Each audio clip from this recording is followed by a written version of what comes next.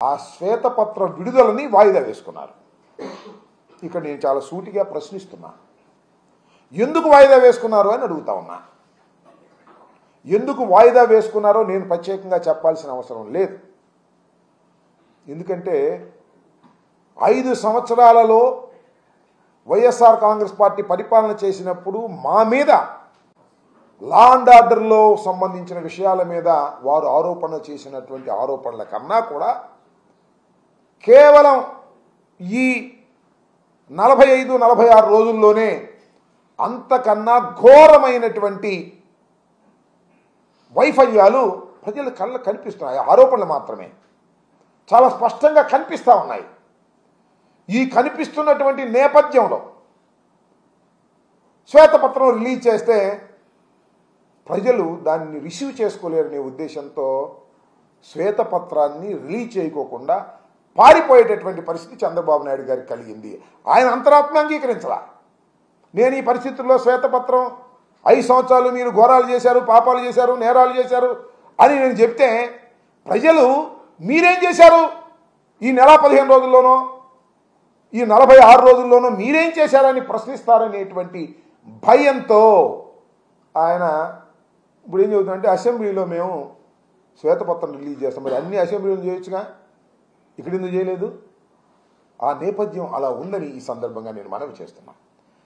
ఈ సందర్భంగా కొన్ని విషయాలను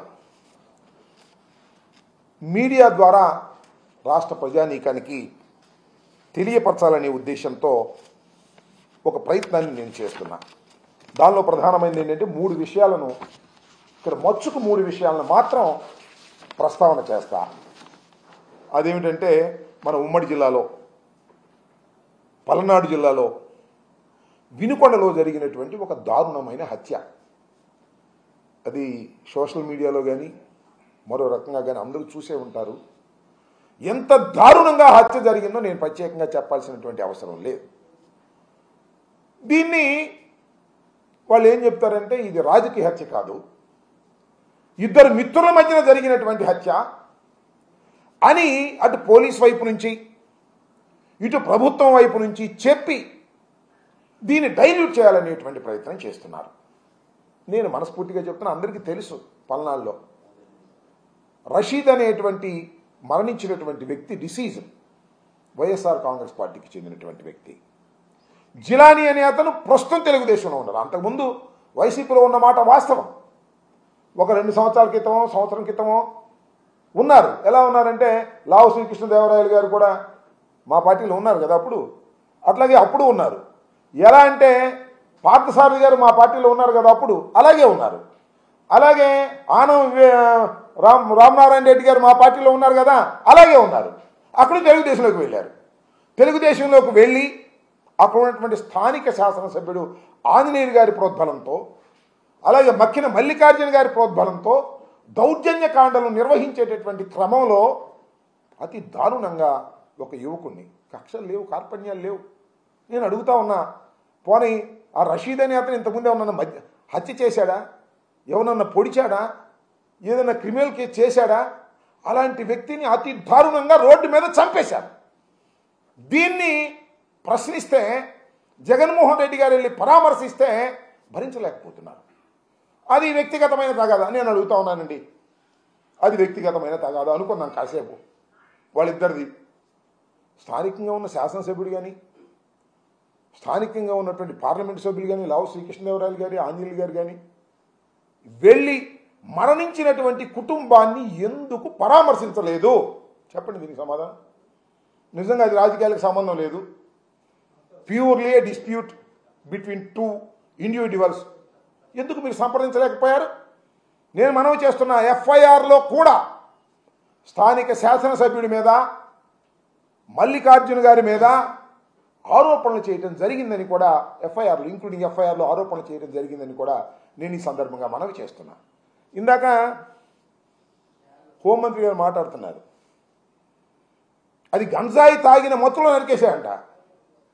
గంజాయికి పాపం మాదంట. ఒరి మీ దుంపదగా మీరు వచ్చి అన్నాలైంది. మీ పోలీస్ వ్యవస్థ పనిచేస్తుంది కదా, మీ ఎస్పీని ట్రాన్స్ఫర్ చేసుకున్నారు కదా, అంటే ఇంకా గంజాయి విచ్చలవిడిగా దొరుకుతుందన్నమాట. ఆ పాపం మాదా తెలియ కొడతా. నెల 15 రోజులు మీ పరిపాలన వచ్చినా కూడా వినుకొండలో బహిరంగంగా గంజాయి దొరుకుతుందని మీరే అంగీకరిస్తే ఏం చెప్పాలి? హోంమంత్రి సాక్షాత్తు అంగీకరిస్తే ఇది ఏదో ఒక విధంగా మసిపూసి మారేడికాయ చేసి వినుకొండలో జరిగినటువంటి పొలిటికల్ హత్యని ఒక ఇండివిజువల్ హత్యగా తీర్చిదిద్దాలనేటువంటి ప్రయత్నం అటు పోలీసు వారు, ఇటు తెలుగుదేశం వారు, దాంతోపాటు హోంమంత్రి గారు, ముఖ్యమంత్రి గారు వీళ్ళందరూ ప్రయత్నం చేస్తున్నారు. దీన్ని ప్రజలు గమనించాలని ఈ సందర్భంగా మనవి చేస్తున్నాం. ఇంకా రెండో వ్యవహారం ఏంటంటే ముచ్చుమర్రి. మీ అందరికీ తెలుసు, కథనం నడుస్తూ ఉన్నది. ముచ్చుమర్రి ప్రాంతంలో ఒక బాలిక ఈ నెల 7వ తారీఖున 10 గంటలకు ఆడుకునేందుకు ఇంటి బయటకు వస్తే ఆమెని, ఆ బాలికని రేప్ చేసి తరువాత మర్డర్ చేసి తునాతునకలు చేసి కృష్ణలో పడేశాడనేటువంటి కథనం వినిపిస్తూ ఉన్నది. పోలీసు వారు దానిలో ఏం చేశారు? ఇంతవరకు శవాన్ని కానీ ఆ ఆచూకీ కానీ కనిపెట్టగలిగారా? ఎందుకు కనిపెట్టలేకపోయారని అడుగుతా ఉన్నా ఈ పోలీస్ వ్యవస్థని.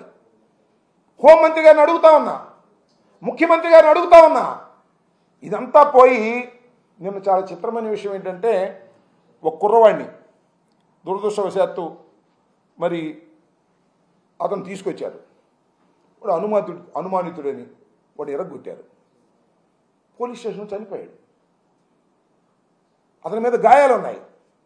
ఇది నేను చెప్తున్నటువంటి అంశం కాదు. ఇది పోలీసుల విచారణలో వ్యక్తి మృతి. ఇది ఈనాడులో వచ్చింది, వారి పత్రికలో.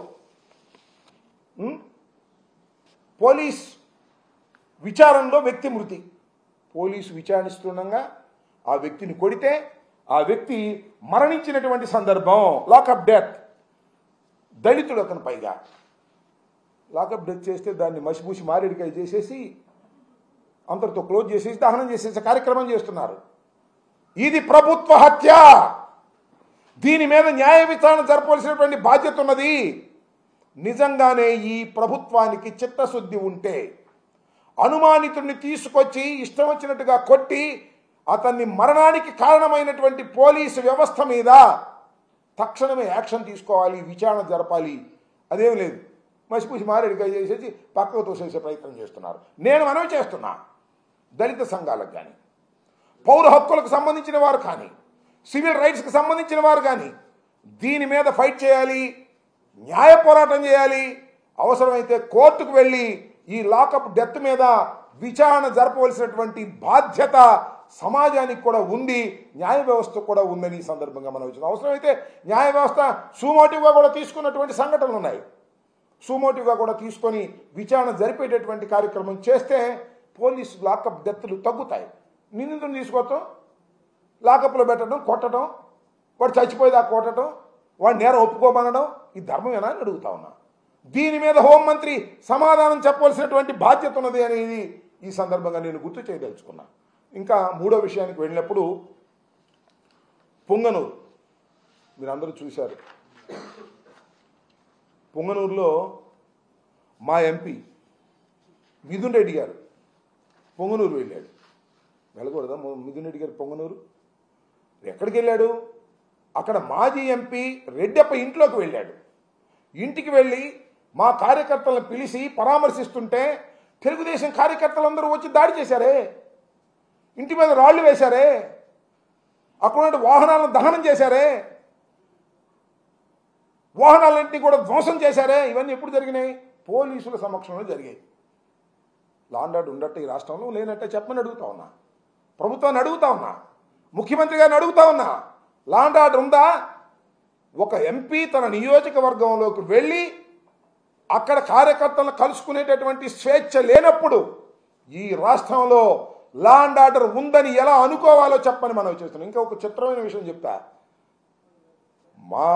మాకు సంబంధించినటువంటి కార్లు దహనం చేశారు, మాకు సంబంధించిన కార్లు ధ్వంసం చేశారు, రెడ్డప్ప ఇంటి మీద రాళ్లు వేశారు, మాకు ఉన్నటువంటి కార్యకర్తలు అక్కడ కొట్టారు.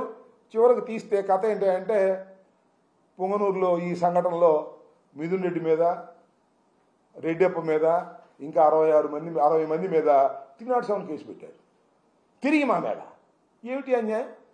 లా అండ్ ఆర్డర్ ఉండట పోయినట్ట? ఒకసారి ఆలోచన చెప్పని మనం చేస్తున్నాం. ఎంత దుర్మార్గం అంటే ఇంకొక విషయాన్ని ఈ సందర్భంగా చెప్పాలి మేము మీకు.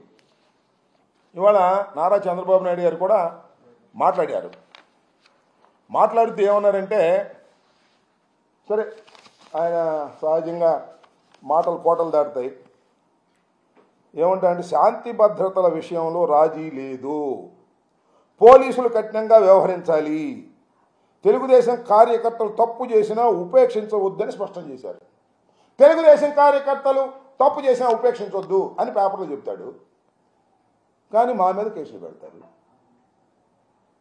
తెలుగుదేశం కార్యకర్తలు రాళ్లు వేస్తే వాళ్ళ మీద కేసులు పెట్టరు, వేళ్ళు తగలేస్తే దాని మీద కేసులు పెట్టరు. ఇంకో మాట మాట్లాడారు ఇక్కడ, వినాలి మీరు. హోంమంత్రి అనిత మరింత చురుగ్గా పనిచేయాలి. ఇది చంద్రబాబు నాయుడు గారు అన్నమాట, ముఖ్యమంత్రి గారు అన్నమాట.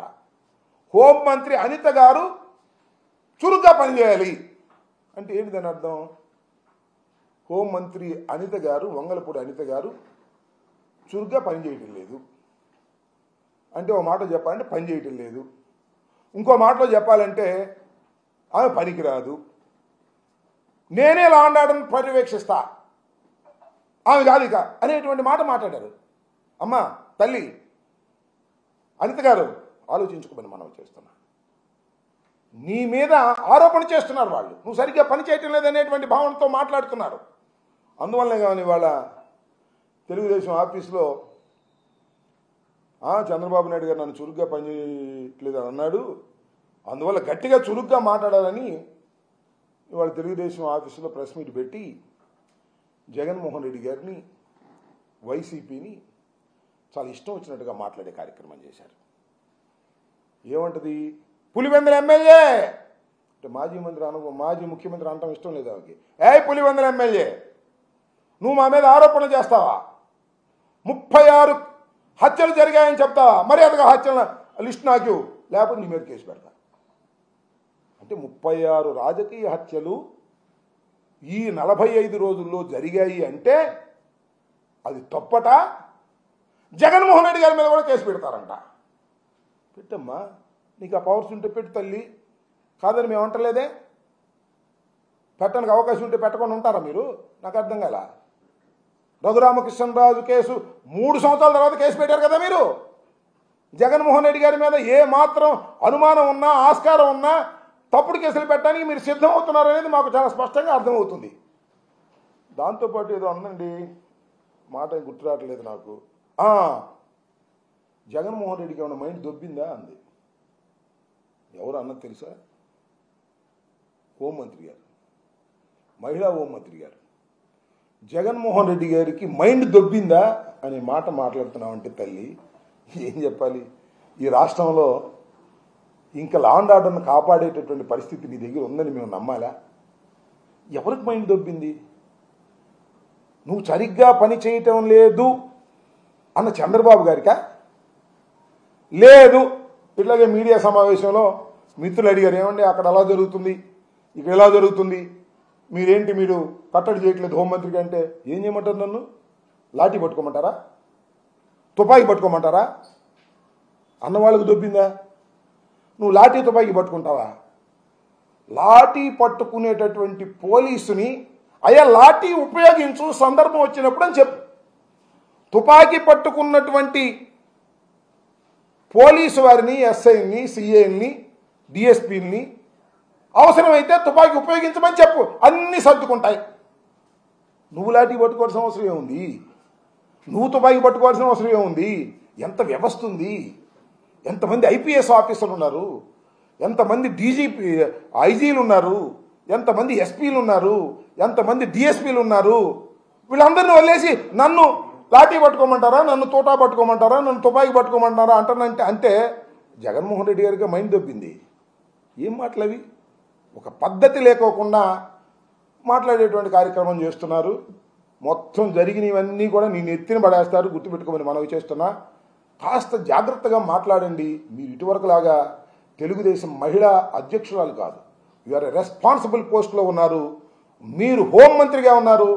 ఈ రాష్ట్రంలో హోంమంత్రిగా ఉండి లా అండ్ ఆర్డర్ను కాపాడవలసినటువంటి వ్యక్తులు మీరు. బాధ్యత మీకున్నది.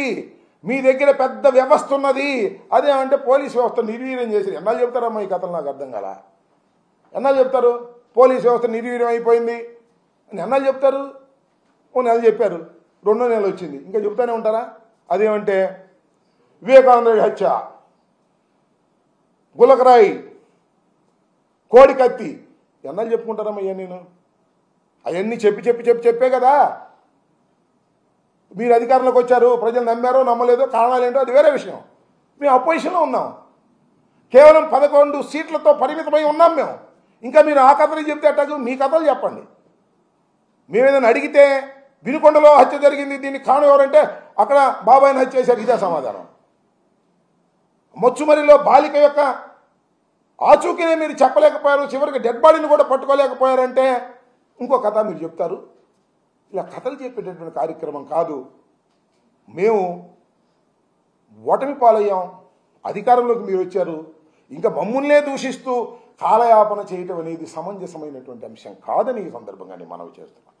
కాబట్టి లా అండ్ ఆర్డర్ను కాపాడే పరిస్థితి మీరు తీసుకురావాలి. ఇందాక చంద్రబాబు నాయుడు గారు కూడా అన్నాడు 36 హత్యలు రాజకీయ హత్యలు అంటున్నారు, పేర్లు బయట పెట్టండి అంటున్నాడు. తొందర లేదు, బయట పెట్టుకుని ఎందుకుంటాం? 36 సంఖ్య చెప్పిన తర్వాత, సుమారుగా 300 307 కేసులని చెప్పిన తర్వాత, విధ్వంసకరమైన కేసులు చెప్పిన దాని తర్వాత బయట పెట్టుకొని ఉంటాం. ఆ తొందర ఎందుకు? సుందరవదన ఢిల్లీ వెళ్తున్నాం కదా, ధర్నాగా చేస్తున్నాం కదా ఢిల్లీలో, అప్పుడే మొత్తం అన్ని సుప్తాగా బయట పెడతాం. హోంమంత్రి అవకాశం ఇస్తే హోంమంత్రి కూడా చెబుతాం. నీకెందుకు చెబుతాం? ఈ హోంమంత్రికి చెబుతాం మేము. అదే స్వామి చెప్పినట్టు ఈ హోంమంత్రి చెబితే చెత్తపొట్లో పడేసిద్ది, మాకు తెలీదు.